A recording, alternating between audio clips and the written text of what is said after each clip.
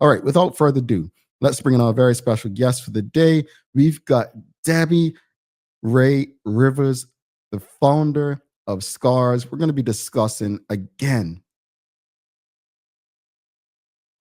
and I'm trying to think because as I prepared for these conversations with Debbie, I go and read articles, and it's almost like every time someone comes on from SCARS, there's another case, and you just don't understand how it ended in the way it did. But she's going to reassure us. She's going to reassure us that regardless of the results of how these cases end up, how important the work that we all do, not just SCARS, but the work that we all do, how important it is to ensuring that we get the results that we need. And the results are not through court. It's ensuring that children are protected so that things don't happen to lead to court cases. So let's give a warm TDH welcome to Debbie Ray Rivers from SCARS. Debbie, good morning. Good morning, Jamel. Thank you for that warm welcome. Good morning, Bermuda. Thank you for having us. Thank you for the awareness and education that hopefully we can provide this morning. No problem. No problem. We appreciate you as always doing the work that you do. But I just want to start off because, again, I don't want to assume that everyone has watched this show before or knows what SCARS is. But Debbie, your personal journey and founding of SCARS has showed incredible courage, right? Just share with people your journey in terms of what you went through, what inspired you to start SCARS, but also as we speak about the right thing in situations, how do you define what it means to do the right thing in situations where silence or denial might feel easier? Yeah, thank you. It's a great question. Our family went through this many years ago in 2004, so a little over 20 years. A trusted family member sexually abused both of my daughters. He was 78 years old. They were 9 and 10 when he stole their innocence. That was the most difficult time in my life personally as a mother. How did I not know? Why didn't I see the signs? One of my daughters never told. She didn't tell for 4 years until he made the terrible mistake of abusing my youngest child. And then she told right away. And that's how we found out about our older daughter. Some children are silent, some children aren't. But I realized that because of the lack of education and awareness around this topic, that we had to start an organization to educate people and to make people aware of the devastating effects that it can have on families. But you're absolutely right. Doing the right thing is not doing the easy thing when we deal with this. But it does mean putting children first, Jamel. You know, it meant for me sleeping peacefully at night, knowing that I did everything in my power to make sure that my children felt protected, were validated, and they were affirmed, right? They matter and their childhood mattered. And I needed for them to know that their mom and their dad and the supporting people in their family stood up for them. Because when it comes to child sexual abuse, silence or denial compounds shame and unfounded guilt. And just this other layer of trauma for victims. They already feel the shame from it. Children feel that shame because many times perpetrators tell them it's their fault or they're enjoying it. You know, sex feels good. It can be confusing. You know, and so, or they're going to hurt somebody if they tell. You know, I also believe silence or denial can delay healing, right? It also can allow abuse to continue if we don't speak up, right? Because perpetrators don't just wake up and have a bad day. Right. You know, it can normalize the behavior when we're silent or when we deny things or minimize things that happened. It's just not okay. So we do speak up and we do speak truth. It requires support. It requires support from the people in our lives that understand what children need to heal and to thrive. Yeah, I echo what Charles H. Jefferson II has said here. He says, "I've heard Debbie tell this story about her daughters, and it sickens me every time. I don't get how someone could be so sick." And I think you know, it's important. It is disturbing to hear as I sit here and listen to it. But I think that's the uncomfortable part. And I think these are the uncomfortable conversations. It is sickening, Charles. It's uncomfortable, but throughout about many things in our community, we have to have uncomfortable conversations to get to solutions. But Debbie, you've emphasized many times that everyone, parents, guardians, educators, teachers, faith leaders, counselors, and others, we all play a role in safeguarding children. Why is it so crucial that this responsibility isn't siloed to just one group? Well, because no group is exempt from child safeguarding. It's crucial. A child predator can be anyone, can be a parent. And we just heard about that in a Survivor Hour show a week or two ago. A survivor was sexually molested by her own father. A predator can be a family member, a family friend, an educator, a coach, a church member, a highly respected person in the community. And perpetrators want to be where there are children. So, when we think about that, they can be in our families, in our youth serving organizations, in our community. And it is everyone's responsibility to make sure that children are protected. And we do that through education and awareness. Thank you for that. Rick Olson, I think many echo him. He says, keep up the great work. You are a real Bermuda hero. Thank you. Indeed. Let's talk about SCAR's training programs, like stewardships, children and safe. They both aim to equip adults across Bermuda. From your experience, Debbie, what shifts have you seen in the community as far as attitudes and actions as more people become informed? Well, I believe many times people act and have certain attitudes around something from a lack of information, right? Mm. I don't think people really understood years ago the traumatic effects that this can have on a child through their adulthood. That's a shift when people start when they come into the room, they get educated in prevention, or they see a sign on the back of a bus. Hopefully they're understanding, this affects kids. When someone is trained in prevention, it gives them the tools to have conversations with their own children about body safety. It changes the way people think. I mean, Jamel, sex was a dirty word years ago. There was so much shame around it. You certainly didn't call a penis a penis. Mm-hmm. In my generation, there were pet names for every body part. We didn't have a pet name for other parts of our body, our eye or our elbow. Mm-hmm. But we got to the private parts and we just had to call it something else. Mm-hmm. The word molest was almost never used. My husband and I did research 15 years ago when all this happened. And I couldn't find that word on any local website, the word molesting. Mm-hmm. We were dealing with the aftermath of abuse, not on the prevention.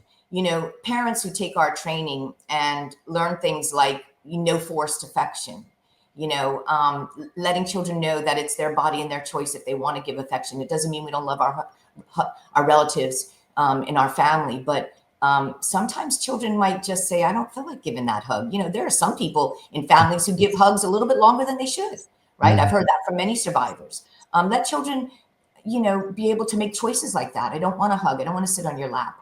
I don't want to be tickled anymore. But it sends a message that children matter and their choices matter. And that's a changed attitude when we learn little things like that. It's an improved understanding of personal boundaries, the right to say no. Children really couldn't say no years ago, right? Like, children were to do what they were told and, don't ask questions and do what I tell you. But when we teach parents that they shouldn't use pet names for private parts, it changes their thinking when we explain why. If a child goes and tells a teacher that somebody's touching their pocketbook, the teacher's not going to know what pocketbook means. They might think it's a purse. Right. If we all have different pet names for our private body parts, how does an adult understand when a child is disclosing if they're not using the proper language? So that changes changes behavior in parents. They're provided with the ability also to recognize unsafe situations or grooming behaviors, right? That's a change of behavior. In terms of our youth serving organizations, more are mandating SCARS training for the people that serve their children. It's not because they don't trust the people serving their children. They want the people that are serving the children in their institutions to be able to recognize these signs quickly and intervene. We've seen a change of more implementation of codes of conduct, best practices, child protection policies are being created in schools and camps and clubs and faith-based centers. That's a shift in behavior. Isolated one-on-one situations are decreasing. Remember, sex offenders don't do this in front of their family or in front of their church members or in front of their coworkers. They're going to look for isolated one-on-one. And so when we help people understand that, then they work on decreasing those situations in their organization. All of that reduces risk. I've seen a reduction in victim blaming and more empathy towards survivors, right? We've seen an increase in reports over the last decade. More historical cases are coming before the courts. In terms of the broader community, we're realizing that the traumatic effects this has had on survivors and the trickle-down effect that can affect all of us, right? Perpetrators are also put on notice, Jamel. Yeah. We're watching, and their secret may be exposed. So be ready. Yeah, indeed. And, I guess as I'm listening to you just now, I know I saw someone post on social media this week saying everyone wanted everyone to speak up regarding these issues for years until they found out it was their friend or family member and so on. How are we receiving that as a community, though? Because no one wants to know that their close family member has done something like this, especially when you're speaking up about, these are some of the worst kinds of crimes you can do. Is there a way to, there's going to be trauma for other people. In fact, we're talking about people who have children on their own who have done stuff to other children. Like, how does it impact the children that they have who they didn't do this to, It does, Jamel. It does. And I feel for those children of predators who weren't affected by the person in their life that they love who hurt somebody else. This hurts for them. And my heart feels for them because they didn't cause this. And they weren't affected by the person who they love. They weren't abused, but the person abused someone else. That is not easy. And those children need help. Those family members need help and support in dealing with this. But we can't put a blind eye to injustices against children because we know predators do have their own children, but for some reason they don't abuse them. Some do abuse their own and many don't. But it's not okay. And we are not responsible for the choices of the people in our life that we love who make bad choices. We're not. It has no effect on them, but it is difficult for the family members and the children of predators. And I say to predators, think what you're doing to your own child if this comes out, because it could come out. Your secret can be revealed. But the damage that it does to the child that was abused, there's no words because it's a lifetime sentence, many times for victims. It changes a child's life forever and it will affect them. It doesn't go away. And so I would say for somehow just to get help around that, those family members of perpetrators, get some help around that. Please know this is not a reflection on you. You didn't cause it. You are not in control of the people in your life that made bad choices. We never are. We never are. Yeah. And understand the risks of this person being around other children. It's a risk. Yeah, indeed. Debbie, I want to shift gears because, again, I mentioned this earlier. A recent case saw a 29-year-old man receive a suspended sentence for a 2019 sexual offense involving a minor. How do outcomes like this affect community trust in the justice system and the morale of survivors seeking justice and protection? Yeah, great question. I believe that it does affect trust in the justice system. It can cause a survivor to wonder, why are they being put through this, all of this? They've already been put through trauma as a child. They finally find the courage, and then, you know, they find out only that the person responsible for violating them will not be jailed, will not be held to account. It can be exhausting. It can be frustrating. You know, frustrating to constantly be attending court dates that end sometimes without resolve. They might, you know, in their hearts, there's just no justice. It will affect the morale of survivors and their families. It will. You know, and you know, it could cause others to say, why should I bother? You know, the time it takes for these cases can wear down a victim. I know, I've talked to them. I've spoken with victims who are going through it and gone through it, and their affected families. They feel depleted. They feel angry, and it's substantiated emotions. We can't tell someone how to feel that, you know, this is just the way it is. It's not. But this is what I'm going to say, Jamel. We cannot allow that to stop us from doing the right thing and reporting cases of sexual abuse. And we've said it before. We know delayed justice can be denied justice. And there are several things that affect cases. Such as this one. You know, it can be the reduction of courtrooms. It can, we know we have less courtrooms. We know that. Delayed reports, as mentioned in this article, a lack of resources, right? Increased criminal cases. You know, the list goes on. And I'm not condoning it. Trust me, everyone knows how passionate I feel about this. It doesn't make it right. But I do want to say to the listening audience, don't allow that to prevent you from making a report. You know why? You know why? Because nothing else, you're sending a child a message. Sexually violating you is not okay. And I believe that doing nothing is a choice, and it's not a good message for child victims. You know, regardless of the outcome, let your child know that we're going to report this. We are not going to be silent. We will interrupt this behavior no matter what. And we will send the perpetrator and their advocates a clear message that nothing is going to stop us from doing the right thing. Because it's despicable when someone steals innocence from a child.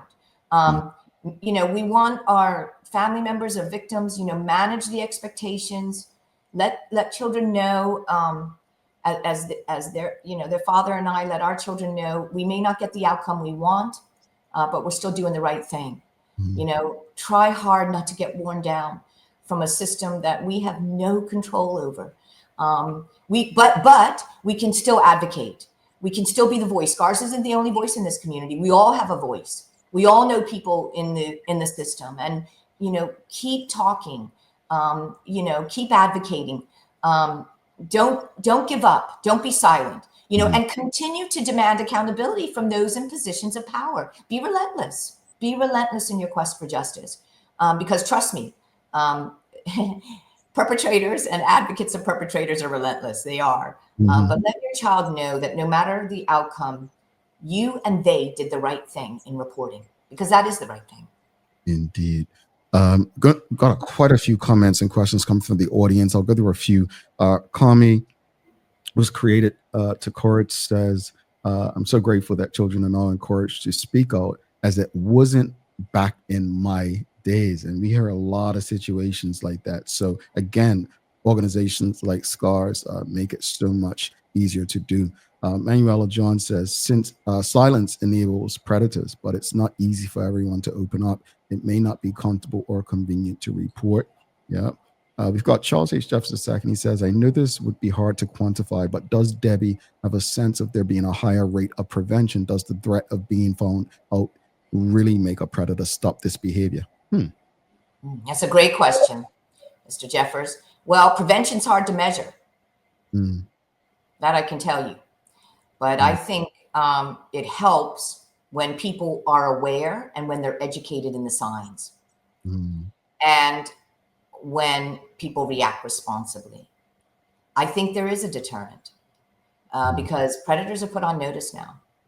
And I would say to all the predators out there, get some help. Get some help and put people around you that are going to be honest and hold you accountable. You know, there's always more work to do in this. What was the second part of the question, Jamal? Sorry. The second part, he asked, does the threat of being found out really make a predator stop this behavior? One would never know. I've never had in 14 years doing this work, a perpetrator hasn't called me and says, let's sit down. I want to talk about what I've done to children. And yes, your work is helping. Nobody has said that to me. So only a predator knows that. Maybe psychologists will be able to answer that, or, people that work in the prisons. I don't know. That has to come from another source, because predators certainly aren't calling us to give us that information. But I would hope it would, because as I said, there was no deterrent before.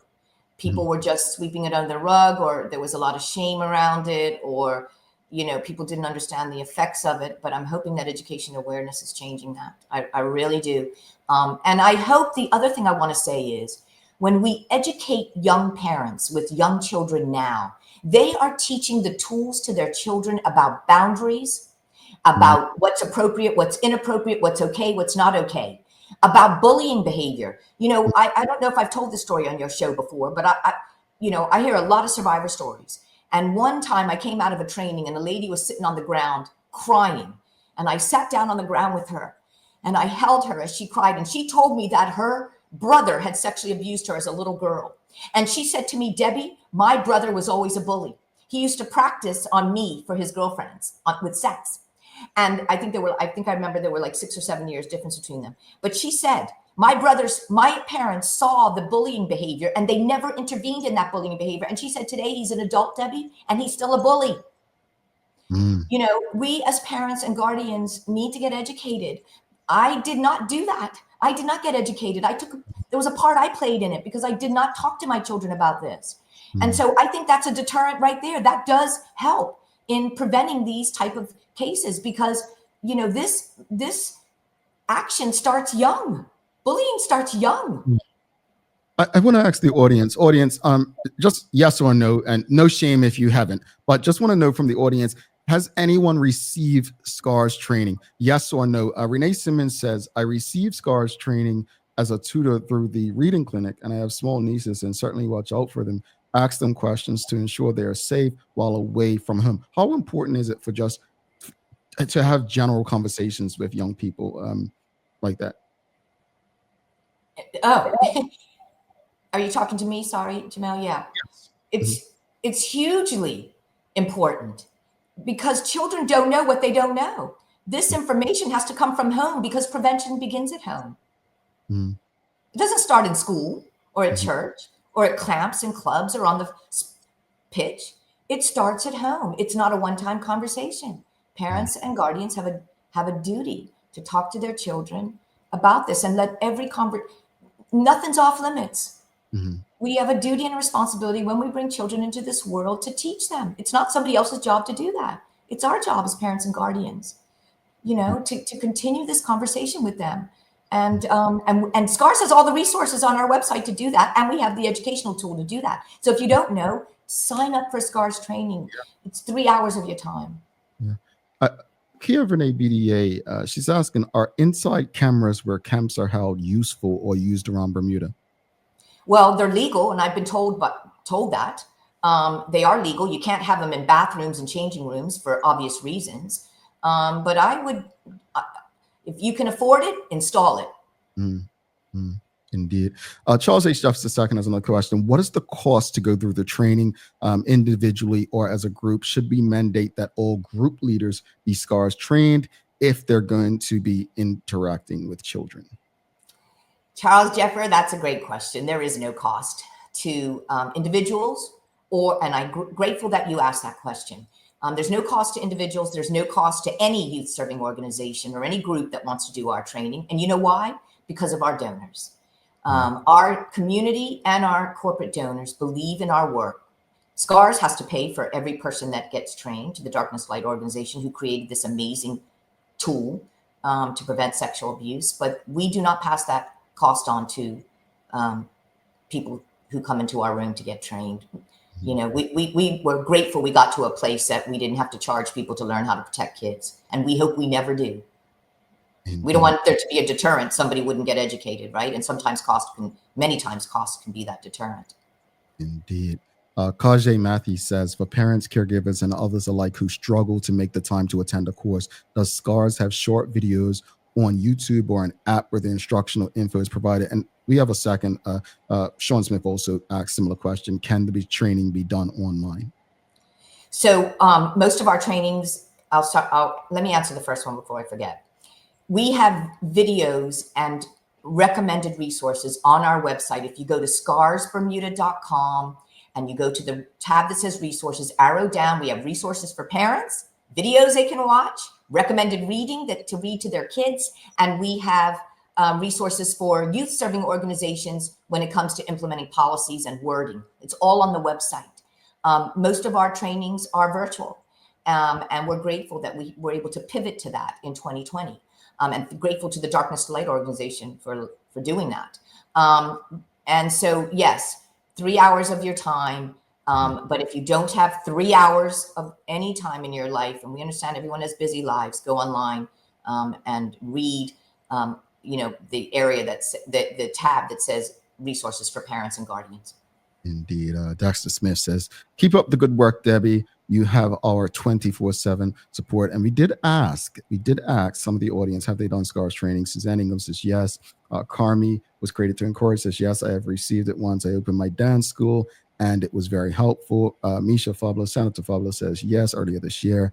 Nicole Walker says, yes, I'm SCARS trained. But Charles State Jefferson II, he says, I have not received SCARS training. My kids are in their 20s, and I'm ashamed to say I've never had this conversation with them. Debbie, is it too late to have the conversation? Speak to Charles and others who may be in his situation about that conversation, even as adults.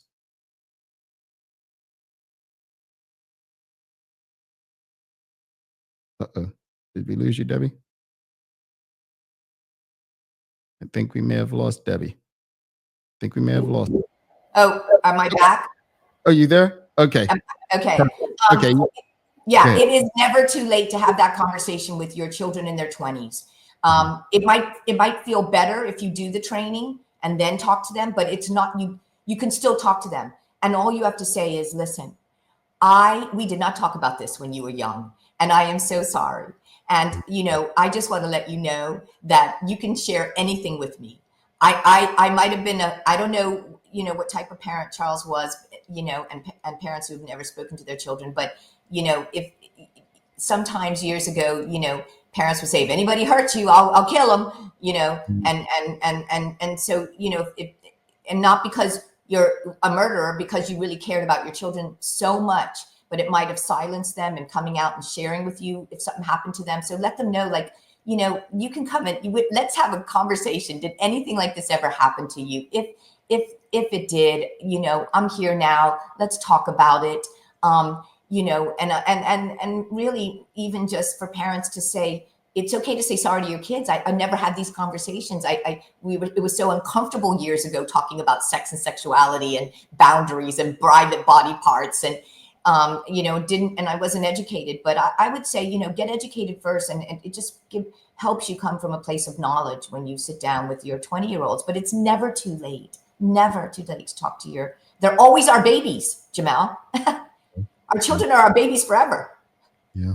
Mark Arthur C. Phillips, he's asking, has SCARS worked with the Department of Education to educate children on proper behaviors towards them? Yeah, great question. We believe at SCARS that it's an adult's responsibility to protect children, but we do understand that children need to receive the message.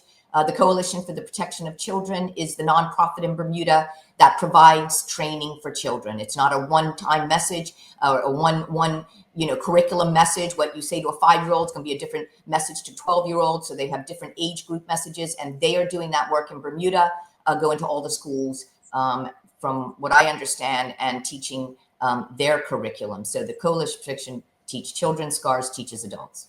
All right, Debbie, if you could ask the community, families, faith groups, coaches, educators, and others to adopt one concrete change in thought or action to make Bermuda safer for children, what would that be?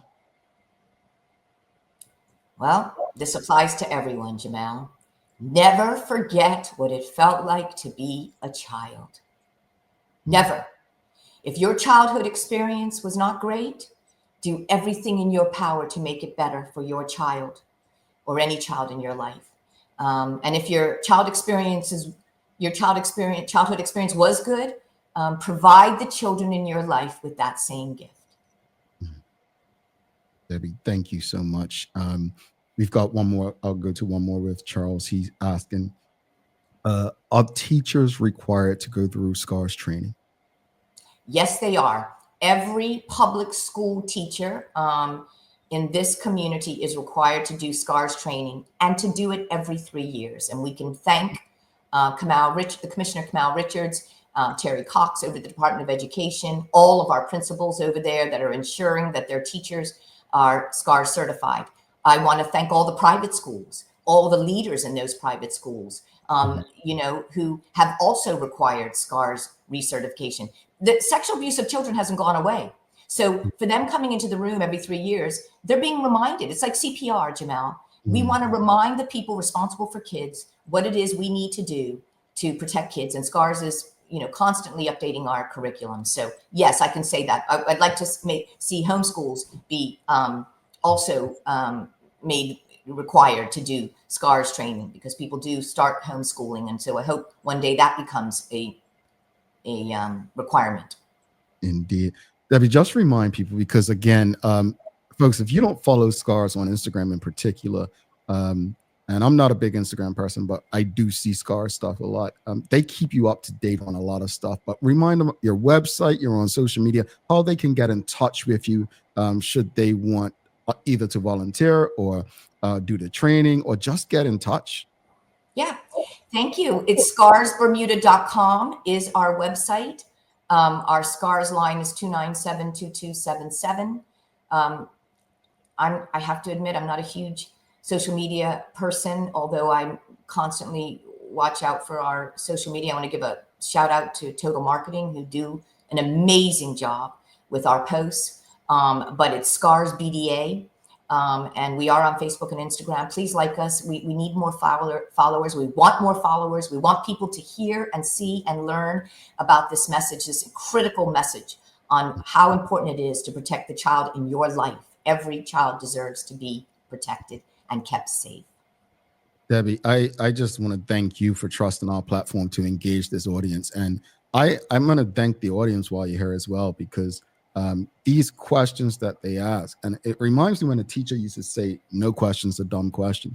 The questions that they're asking, the comments that they're making, for me, this is progress. This is a part of the process in making Bermuda safe for our children. So thank you for trusting us to have these conversations, and thank you for being available. And a big shout out to QBE Foundation for ensuring that we can have these conversations on a bi-monthly basis, and looking forward to the next one. So keep up the great work. And as I'm echoing what everyone else has said in the comments, yeah, truly the work you're doing is heroic. So we appreciate you. Thank you. And I look forward to the next conversation. Thank you, Jamal, and thank you, Bermuda. All right, Debbie Ray Rivers from SCARS, folks. If you appreciated that conversation, do us a big favor. Just give us a like, love, follow, share the link with your friends, your family, your colleagues. These conversations need to be in the ears of every person you know in our community. I'm grateful for Debbie. And folks, I just want to let you know that they do have a program on Channel 82, Survivor's Hour. You want to catch that? What I really like about what they do is they're going, no one has an excuse not to know what SCARS is doing. I said during our anniversary celebration where we had other mediums there, none of us own the media space. None of us own this space. This is a service to our community. So whether Debbie is on Channel 82 or in the Royal Gazette or on Power 95 with Cousin Ms. Thank, like, to me, we all speak to different people. And the fact that they make themselves available to go in different spaces to engage, that makes me happy. This is not a money thing. It's not a control thing. This is a community thing. So thanks again to Debbie.